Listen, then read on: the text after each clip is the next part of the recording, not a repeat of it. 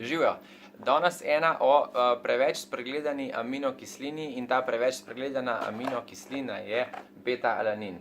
Vem, da sem že velikokrat govoril o beta-alaninu, da sem posnel tudi že video, ampak nekako ni prišel do vseh vas, zato sem ga rekel, da ga bom posnel še enkrat, zato ga pogledajte do konca, da boste videli, da dejansko je ful dobra aminokislina. Lahko ga dobite takole v kapsulah. Jaz imam ful rad kapsule, zato ker ali jih pogoltnem 3, ne vem, da dobim 3 grame, ali pa si jih stresem noter v BCA-jke, pa ga imam v bistvu kot dodatek BCA-jkam.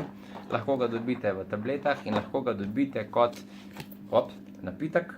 Ta je tudi dober, sem ga probal, okus pomaranča, v bistvu v enem servingu tukaj noter, v eni merci je 1,3 grama beta-alanina, tako da lahko ga dodate 1 ali 2 merce. Jaz osebno bi rekel tako, da od grama pa pol do 3 grame je čisto v redu, vse kar se več dodaja, ga v bistvu ne boste pokurili in je škoda, da ga dodajate več. Beta-alanin je v bistvu res cool aminokislina, spregledana aminokislina in ni noben bav, zato ker je v bistvu neesencialna aminokislina. Telo ga že proizvaja, dobivamo ga s hrano, se pravi, da je prisoten v našem življenju in v našem telesu. Tako da ni nič drugega, kakor v bistvu to, da beta-alanin sodeluje pri sintezi karnozina. Karnozin je pa tisti, ki uravnava pH v mišicah, se pravi, da niso mišice zakisane in v bistvu na nek način zavirali nastajanje laktata. Komu bi ga priporočil in zakaj ta video snemam?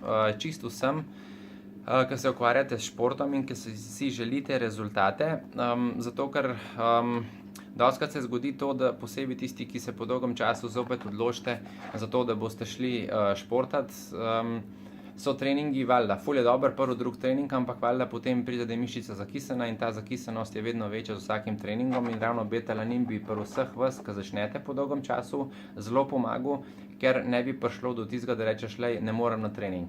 Beta-alanin dejansko to naredi, da zmehča mišico, da ne peče toliko in tudi, ne vem, če ga vzamete, kdaj, ko boste šli na kakšen pohod 2-urni, to sem jaz testiral, sem rekel, da vidim, ga bom 3 grame vzel, sem šel, ne vem, na Šmarno goro, pa dol, pa naslednji dan smo šli še kam hoditi in dejansko se je poznalo, da tista hoja ni bila toliko težka, posebej tisti, kar rečeš, zadnje 15 minut, zdaj bomo pa tukaj še sfiniširali tole strmino, tole strmino in tisto ponavadi rečeš, lej, res so noge težke, pečejo in takrat težko dihaš. Dejansko se je poznali in dejansko se je vsem, ko sem dal beta-alanin, poznali in smo rekli, ja, wow, dela, zakaj ga ne bi priporočali čisto vsakmu. Fitness populacija pa absolutno z beta-alaninom dobi moč, eksplozivnost, daljše treninge, močnejše treninge in v bistvu boljšo regeneracijo med in po samem treningu. Tako da jaz drugega ne morem reči, kakor res, da ga probite, pa boste videli, da dejansko zadevca dobro dela na telo. Ni tako, da bi se ga jemali samo pred treningom in med treningom, lahko ga vzamete tudi zjutraj ali zvečer, je pa to res, da majčkeno pika, tako da meni bolj paše zjutraj, ker me tudi poleg tega, ker me malo pika, tudi zbudi, me razkisli in me pripravi za nov dan. Zdaj pa kakšen bo, a bo športen ali bo delaven, v vsakem primeru se bom gibal in zakaj ne bi mišicam pomagal, da ne bojo toliko trde, da ne bojo toliko toge in da ne bojo pekle in da ne bom zmatran, zakaj bi bil. Tako da to je to za to minutko, se vidimo drugič. Čau!